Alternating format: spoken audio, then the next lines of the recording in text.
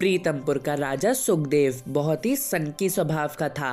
वह कभी कभी ऐसी सनक लेकर बैठ जाता जिसका कोई हल ही नहीं था। दरबार के सभी लोगों को राजा की इस बात से बहुत नाराजगी होती, क्योंकि वह अपनी सनक के चलते वक्त बेवक्त किसी का भी अपमान कर देता।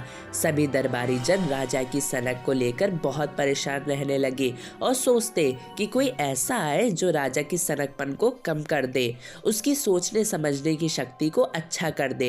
राजा के सामने किसी को भी बोलने की हिम्मत नहीं होती, क्योंकि राजा भरे दरबार में बेइज्जती करके जेल में डलवा देता था। एक बार ठंड का महीना था। अत्यधिक ठंड की वजह से राजा अपने शयन कक्ष में जल्दी सोने चला जाता। उसका राजकाज में मन नहीं लग रहा था। राजा के यहाँ अस्तबल में घोड़े की देखभाल करने के लिए कई लोगों की भर्ती की गई थी, जो साहसी और निडर थे, क्योंकि राजा को वक्त बेवक्त कहीं भी जाने की इच्छा होती थी। ऐसे में ठंड के महीने में अस्तबल में किसी न किसी वादार को जागते रहना पड़ता था, क्योंकि अगर सब सो गए तो सुबह उठकर राजा सबको दंड देगा।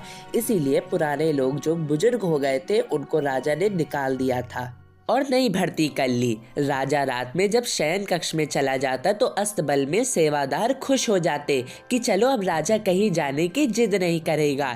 एक सेवादार उनमें से बहुत होशियार और हाजिर जवाब था। उसने कहा कि चलो चिंता तुम लोग मत करो, कोई परेशानी आएगी तो मैं संभाल लूंगा। एक रात बहुत अधिक कड़ाके की ठंड थी और बारिश भी शुरू हो गई थी। सभी लोग अलाव जलाने पर मजबूर हो गए। ऐसा लगा कि हड्डियां गलाने वाली ठंड है। अस्तबल में सेवादार अलाव जलाकर आग सेकने लगे। रात में राजा की सनक उसे आम खाने की इच्छा हुई और उसने सेवक को बुलाया और कहा उसे शाही बाग जाना है आम खाने। सेवक ने कहा महाराज, आम की फसल तो गर्मियों की है, अभी तो इस समय आम कहाँ होंगे। महाराज ने कहा कुछ भी, मैं आम खाकर रहूंगा, मुझे अभी शाही बाग जाना है। सेवक ने कहा महाराज, बाहर कड़ाके की ठंड है, मूसलाधार बारिश हो रही है, आप बीमार हो जाएंगे और आम भी नहीं मिलेंगे। राजा ने सेवक को कहा कि उसकी इच्छा अगर नहीं पूरी हुई तो वह उसको राज्य से निकाल दिया जाएगा। सेवक ने घबराकर जल्दी से अस्तबल में खबर भिजवाई कि उनको शिकार के लिए रथ तैयार किया जाए, राजा शाही बाग जाएंगे। अस्तबल में ये जब खबर पहुंची तो राजा के प्रिय घोड़े पवन को उनके लिए रथ में लगाना था।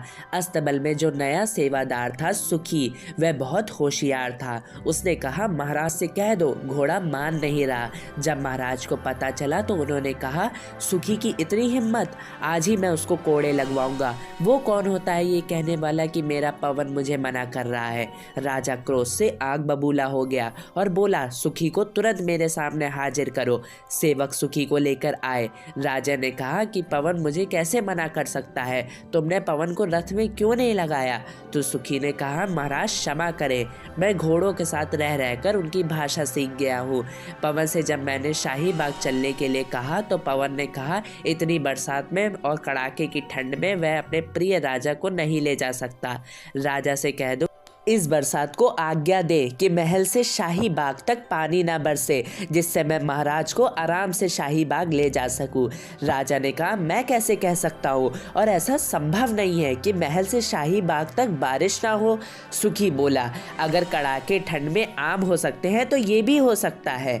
राजा समझ गया कि सुखी बहुत चतुर है। राजा को अपनी गलती का एहसास हो गया और राजा ने सुखी को क्षमा कर दिया और अपने स्वभाव में भी परिवर्तन लाने का वादा किया। तो कैसी लगी आपको ये आज की कहानी? पसंद आए तो चैनल को लाइक और सब्सक्राइब करें। Bye bye.